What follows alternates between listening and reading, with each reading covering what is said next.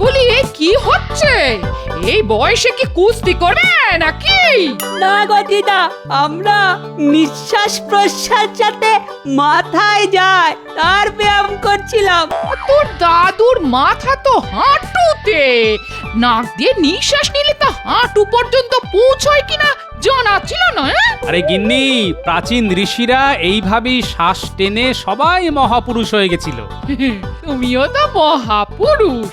সামান্য খাও, রাতে ঘুমোও না, তোমার নাক ডাকে না, আর তুমি নাকি বুদ্ধি খাটিয়ে যে কোনো কাজকে সামাল দিতে পারো। হ্যাঁ, তা তুমি মহাপুরুষ নয় তো কে বলো? দাদুকে যা মাথা খাটাতে হয় না, তাতে একটু ব্যায়াম করলে বুদ্ধি একেবারে আরো খোলতাই হয়ে যাবে, দেখে নিও। যার নয়ে হয় না তার 90ও হয় না। হ্যাঁ, শোনো গিন্নি, তোমার মুখ ঝামটা খেতে খেতে আমার সংসারে বৈরাগ্য এসে গেছে। ভাবছি বনবাসেই চলে যাব। তাহলে আমরাও তোমার পেছনে পেছনে যাব, দেখি তুমি যাও কিভাবে। যেতে দে না, যেতে দে, দেখি কতদিন পারে। মাছের ঝোল, মাংসের কালিয়া, বেগুন পোড়া কে রেঁধে দেয়। হ্যাঁ, একবার মহাপুরুষ হয়ে যাই, তারপর দেখিয়ে দেব শুধু বাতাস খেয়ে কিভাবে জীবন যাপন করা যায়। আচ্ছা যাবে। হ্যাঁ, আমাকেও আর তরিপত করে রান্না করতে হবে না। তবে বলি বাজারটা তো করে দিতে হবে। হ্যাঁ? সেটা রোজ এসে করে দিয়ে যেও। হ্যাঁ,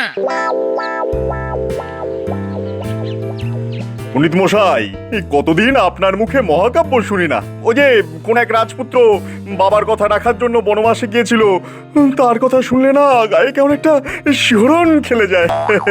আসলে এইসব প্রাচীন কাব্যের রস কি আর আজকাল পাওয়া যায়? কেন? আমাদের রাজকবি তো ভালোই লেখেন, তার কাব্যে বেশ রস থাকে।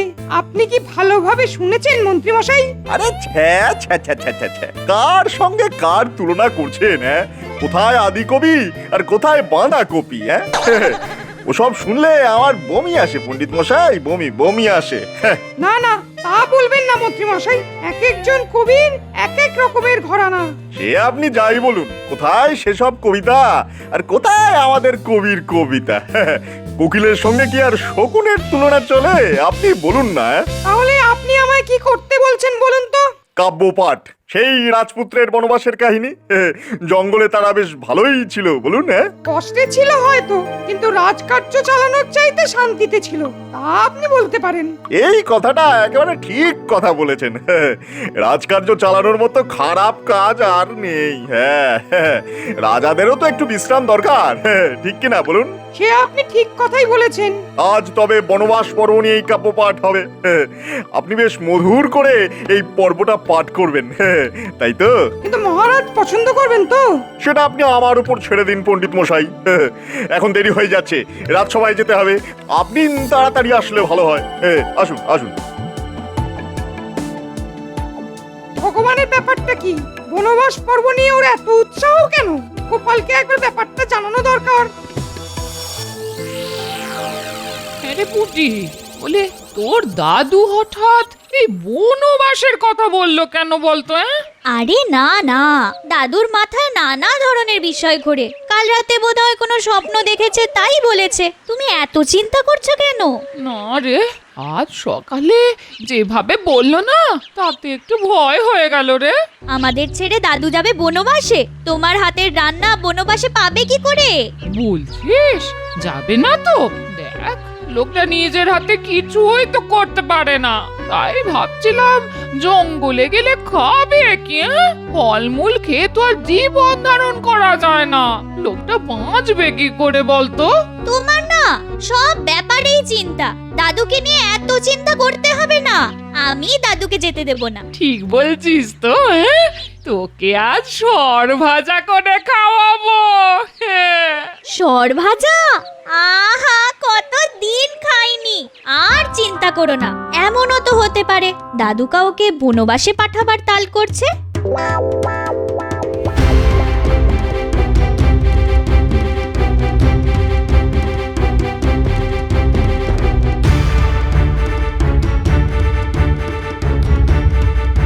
আমাকে একটা কথা বলা ছিল গোপাল, বলে ফেলুন কি কথা। আজ খুব সকালে ভগবান এসেছিল আমার বাড়িতে, একটা অদ্ভুত কথা বলে গেল। কি কথা আমাকে বলতে পারেন? আরে সেটা বলার জন্যই তো আসছি। আসলে আজ ভগবান বলল রাজসভায় মহাকাব্য থেকে পাঠ করতে। সে তো ভালো কথা, আমরা কতদিন কাব্য পাঠ করি না, আজ না হয় কাব্যই শুনলাম।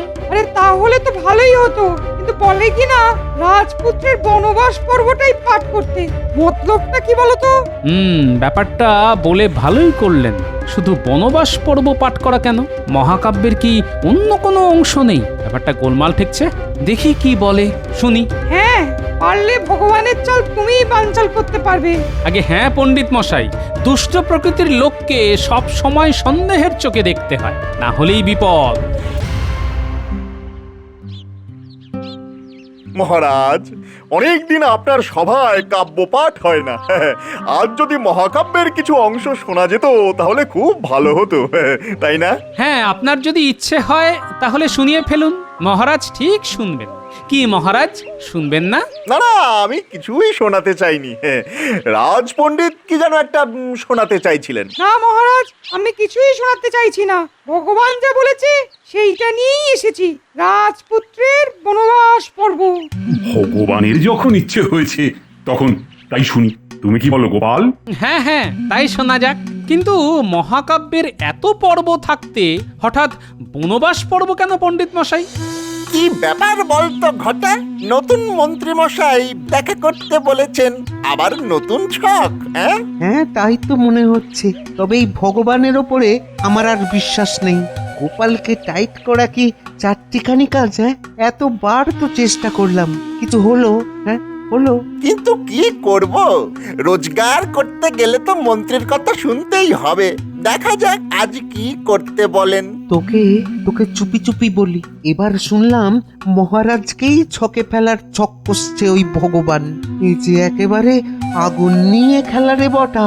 আমাদের কি, বিপদে পড়লে দেব বেটার সব কিছু ফাঁস করে।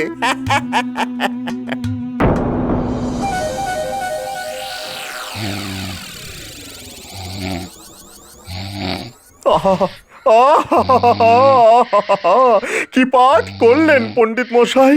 দেখুন দেখুন মহারাজা কেমন শুনছেন, দেখুন দেখুন। হ্যাঁ, পণ্ডিত খুব ভালো পড়েছেন, তবে একটু ঘুমিয়ে পড়েছিলাম। যাই হোক, পণ্ডিতকে একটা এই দামি আংটি উপহার দিলাম। বাহ, পণ্ডিতকে পড়তে বললাম আমি, আর পুরস্কার থেকে আমি বাদ। ব্যাটার থেকে এই আংটি আমি নিয়ে নেব। হ্যাঁ, নেবই নেব। মহারাজ, আমার মনে হয় প্রত্যেক রাজার একবার করে অন্তত বনবাসে যাওয়া দরকার। 14 বছর না হোক, 14 মাস তো বটেই।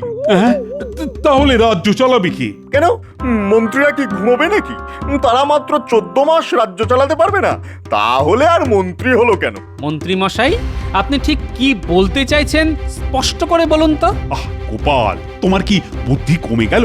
আমার স্বাস্থ্যের দিকে তাকিয়ে ভগবান চাইছে যে ওর হাতে রাজ্যপাট তুলে দিয়ে আমি একটু বনবাসে গিয়ে বিশ্রাম করে আছি। কি তাই তো ভগবান?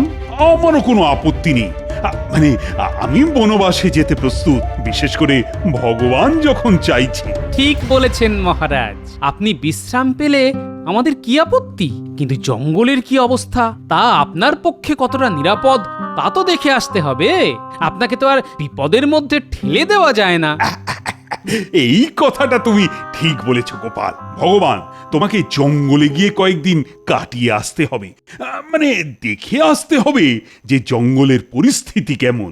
একদিন ঘুরে আসলে হবে না, আপনি যতদিন থাকবেন ততদিনই জঙ্গলে থাকতে হবে, 14 দিন ধরে। তা কে যাবে মহারাজ? আরেকবার সবার সামনে ঘোষণা করে দিন। কেন, ভগবানই যাবে? মানে প্রস্তাবটা তো ওই দিয়েছে, তাই না? কি ব্যাপার রে, আজ নাকি মন্ত্রী মশাই আমাদের একটা সুখবর দেবেন, কিন্তু পাত্তাই তো নেই রে। আরে ছাড় ছাড়, ওই মন্ত্রীর কথা ছাড়। গোপালকে চাপ দিতে গিয়ে নিজেই চাপে পড়ে গেছে কিনা কে জানে। আবার ফেঁসে গেলাম রে। রাজাকে বনবাসে পাঠাতে গিয়ে এখন নিজেই জঙ্গলে যাচ্ছি, হ্যাঁ? আজকেই ফিরবেন তো? আরে না রে বাবা, না, 14 দিন কাটাতে হবে। যাক, মাত্র 14 দিন, 14 বছর তো নয়। তাহলে আমাদের এখন বিশ্রাম, কি বলেন? বিশ্রাম কি রে? এখন আমি নেই, তোদেরই সব দেখে শুনে রাখতে হবে। বিশেষ করে গোপালটার উপরে নজর রাখবি, হ্যাঁ? মনে থাকবে তো? তার মনে থাকবে না? আপনার আদেশ বলে কথা। তাহলে আমি চললাম রে, বাড়িতে একবার খবর দিয়ে যেতে হবে। ও চিন্তা করবেন না মন্ত্রী মশাই, 14 দিন দেখতে দেখতেই কেটে যাবে।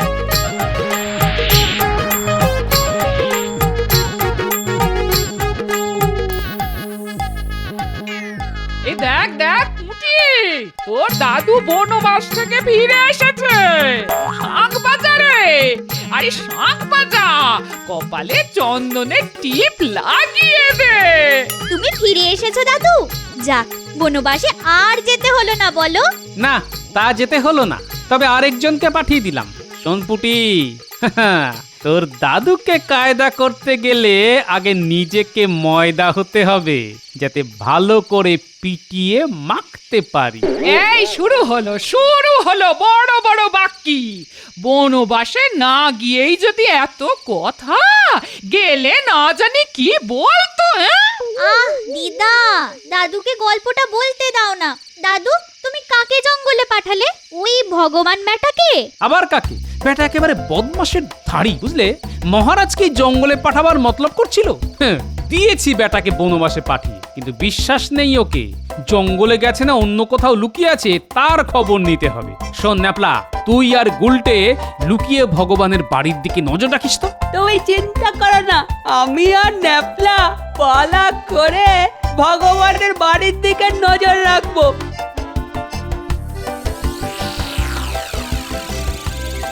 এভাবে ভগবানকে আটকানো যায় না গোপাল। এক মাঘে কি শীত যায়? যায় না, যায় না, যায় না, যায় না। এই 14 দিন কোন ক্রমে কাটিয়ে ফিরে যায়, তারপরে তোমার একদিন কি আমার একদিন এমন ঠুসম মারবো না আর উঠে দাঁড়াতে পারবে না। রিং টিং ছট বম বম চিকা চিকা চিকা চিকা চিকা চিকা চিকা চিকা নামং নামং। সাপের লেজে পা দিয়েছো গোপাল, এবার ছোবল খাবে। হ্যাঁ, বিষের জ্বালা এবারে মরবে, তুমি মরবে। দেখি দেখি মহারাজ তোমাকে কিভাবে বাঁচায়। আমার নাম ভগবান, হ্যাঁ, আমার নাম ভগবান। কে আমার ধ্যান ভঙ্গ করছে? এই ঘর ও অরণ্যে কে আর্তচিৎকার করে? কেউ কি বিপদে পড়েছে? দেখে আসতে হচ্ছে।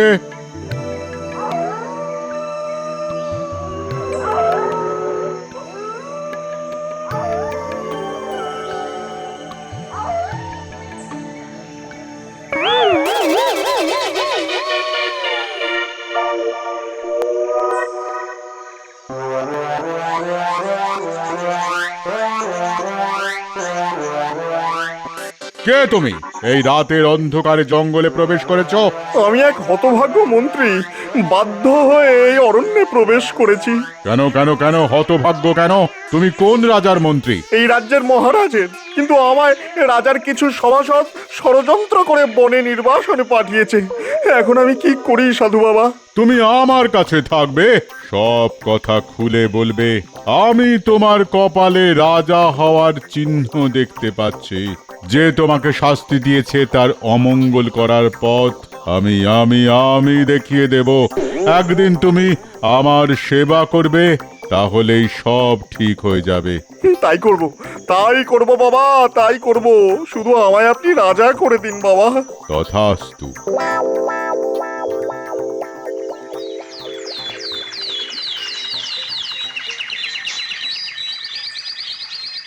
শোন, তোরা কিন্তু ভগবানের বাড়ির উপর নজর রাখিস। কোথাও পালিয়ে গেল কিনা তা আমার জানা দরকার। তবে পালাবে আর কোথায়? যে মহারাজকে বনবাসে পাঠানোর তাল করে, তাকে কোনোভাবেই ছেড়ে দেওয়া যায় না। ঠিক কথা দাদু, তুমি আমাদের ওপর ভরসা রাখো, আমরা ঠিক নজর রাখছি। আরে তোরা আমার সৈন্যবাহিনী, তোদের উপর ভরসা না রেখে আমার কোনো উপায় আছে নাকি? গোপাল, ভগবান বনবাসে গেছে আজ কতদিন হলো? আজ 12 দিন পূর্ণ হলো মহারাজ, আর বাকি 2 দিন। মানে সে কি বেঁচে আছে তো? জঙ্গলে তো শুনেছি বাঘ ভাল্লুক আছে, মানে খেয়ে নেয়নি তো? না না মহারাজ, এদিককার জঙ্গলে বাঘ ভাল্লুক নেই। হাতি আছে, তবে তারা নিরীহ গোছে। আর আছে হায়নার, শিয়াল আর নেকড়ে। দেখো গোপাল, পরশুর মধ্যে যদি ভগবান না ফেরে তাহলে জঙ্গলে লোক পাঠাতে হবে কিন্তু। সে ব্যাপারে আপনি চিন্তা করবেন না মহারাজ, আমি সব ব্যবস্থা করে রেখেছি। হ্যাঁ হ্যাঁ, তোমার উপর আমার যে আস্থা আছে তা তো তুমি জানোই গোপাল। আগে তা কি আর জানি না মহারাজ, আপনি একদম চিন্তা করবেন না। শোনো ভগবান, কালকেই তোমার বনবাস শেষ হচ্ছে। আমি তোমাকে একটা ওষুধ দিচ্ছি। সেই ওষুধ তুমি কৃষ্ণনগরের সমস্ত পুকুরে ঢেলে দেবে। তারপর দেখবে আমার খেল। ওই জল খেয়ে নগরের সবার মারাত্মক পেটের যন্ত্রণা হবে, বমি হবে, একেবারে আন্ত্রিকে 4 দিক ছেয়ে যাবে। তোমাদের রাজবৈদ্যর কোনো ওষুধেও কাজ হবে না। তখন তুমি আমায় ডেকে নেবে, আমি সব ঠিক করে দেব, আর তার পরিবর্তে কিছু চেয়ে নেব। সেটা কি বাবা? এখন বলা যাবে না, পরে দেখে নিও। বটা, এই বটা, মন্ত্রী মশাই যে বেঁচে আছেন দেখে খুব ভালো লাগছে। তা এবার কি ছক করেছেন বলুন? শোন, এই ওষুধটা নগরের যত পুকুর আছে সবেতে মিশিয়ে দিতে হবে। তারপর ভগবানের খেলা দেখবি রে, খেলা খেলা। মানুষ মরবে নাকি? সে আমি পারবো না বাবু। আরে কিছুই হবে না, শুধু একটু অসুস্থ হয়ে পড়বে মাত্র। আমার কাছে ওষুধ আছে, তাতেই সবাই ভালো হয়ে যাবে। হ্যাঁ, তবে আর মেশাতে কি দোষ, ভালো হয়ে গেলেই হলো। গোপাল, কালকেই তো ভগবানের আসার কথা ছিল, কিন্তু এলো না তো। মহারাজের জয় হোক। যাক বাবা, তুমি ফিরে এসেছো। কোনো বিপদ তাহলে হয়নি তো তোমার? মহারাজের ইচ্ছে পূরণ হয়নি, আমি বেঁচে পড়তে আছি। তবে অরণ্য খুবই মনোরম, আপনি নিশ্চিন্তে ওই বনে গিয়ে থাকতে পারেন। হ্যাঁ, কোনো ভয় নেই মহারাজ, কোনো ভয় নেই। মহারাজ, সর্বনাশ হয়ে গেছে। নগরে মারাত্মক আন্ত্রিক শুরু হয়েছে। ভেদভূমি আর মল ত্যাগ করতে করতে মানুষ প্রায় মারা যাচ্ছে। মহারাজ, জঙ্গলে এক সাধু বাবার সঙ্গে আমার দেখা হয়। সে নানা ধরনের ওষুধ তৈরি করে। একেবারে ধন্বন্তরী মহারাজ, ধন্বন্তরী। হ্যাঁ, আমি নিজের চোখে দেখে এসেছি। তাহলে আর দেরি করছো কেন? তাকে নিয়ে এসো এখানে, প্রজাদের রক্ষা করুন তিনি। এই যাচ্ছি, আপনি চিন্তা করবেন না, সঙ্গে নিয়ে আসবো। হ্যাঁ,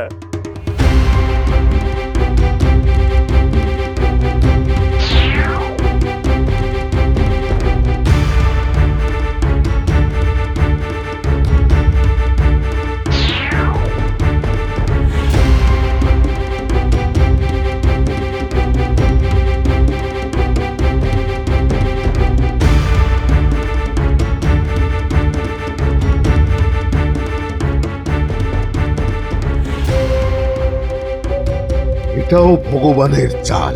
পুকুরে নিশ্চয়ই বিষ মিশিয়েছে, এমন বিষ যার কোনো ওষুধ আমারও জানা নেই। ঠিক বলেছেন আপনি, নইলে ভগবান ফিরতেই এই সব কাণ্ড শুরু হলো কিভাবে? নিশ্চয়ই ওরই কাজ। ঠিক আছে, সেই সাধু বাবা আসুক, দেখা যাক অসুখ সারে কিনা, তারপর অন্য ব্যবস্থা করা যাবে।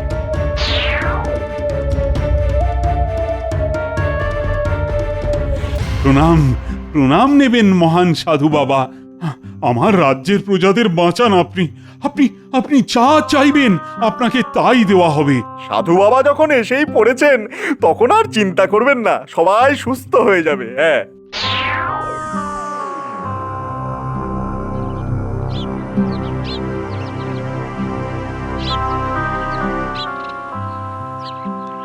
বাহ, ভগবান তো আচ্ছা চাল চেলেছে। এবার কোন চাল দেয় সেটাই দেখার। কি বলেন বৈদ্যমশাই? সেটাই তো ভাবছি ভায়া, সেটাই তো ভাবছি। কিচ্ছু ভাববেন না আপনি, গোপাল যখন আছে তখন কিছু একটা ব্যবস্থা হবেই। আপনাকে যে কি বলে ধন্যবাদ জানাবো তাই ভেবে পাচ্ছি না। বলুন বলুন, আপনি এই কাজের পরিবর্তে কি চান? মহারাজ, আমি আপনার প্রজাদের আয়ু বাড়িয়েছি, তার পরিবর্তে এমন জিনিস আমায় দেবেন যাতে আমার আয়ু বৃদ্ধি পায়। যদি তা দিতে না পারেন তবে আপনার সিংহাসন আমাকে ছেড়ে দিতে হবে। আপনি রাজি? কি কি বলছেন আপনি? এমন জিনিস আমি দেব কোত্থেকে? তবে মহারাজ, একটাই পথ, আপনাকে রাজ্য ছেড়ে চলে যেতে হবে। এছাড়া আমার কাছে আর কোনো বিকল্প ব্যবস্থা নেই। রাজি হয়ে যান মহারাজ। সাধু বাবা যা চাইছে তিনি কাল সকালেই পেয়ে যাবেন, আমি কথা দিচ্ছি। গোপাল যখন বলছে রাজি হতে, আমি রাজি। কাল সকালে রাজবাড়ির পুকুরে চলে আসবেন আপনি আর মন্ত্রী ভগবান। সাধু বাবা, আপনি যা চাইছেন তা পেতে গেলে আপনাদের ওই লোহার খাঁচার মধ্যে ঢুকতে হবে। আমরা আপনাদের ওই জলের মধ্যে চুবিয়ে আবার তুলে নিয়ে আপনি যা চেয়েছেন তাই দিয়ে দেব।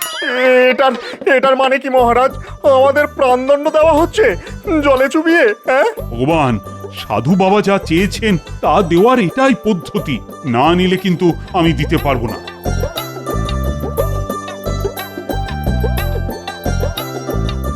গোপাল, আমি কথা রাখতে অভ্যস্ত। তুমি খাঁচা জলে চোপাও, যা বলছি তাই করো। আমি কিন্তু অভিশাপ দেব মহারাজ, ফল কিন্তু মারাত্মক হবে আপনার পক্ষে। কেন? আপনি যা চেয়েছেন তা দেওয়ার তো এটাই পদ্ধতি। না চাইলে কিন্তু দেওয়ার কোনো দায় নেই আমার।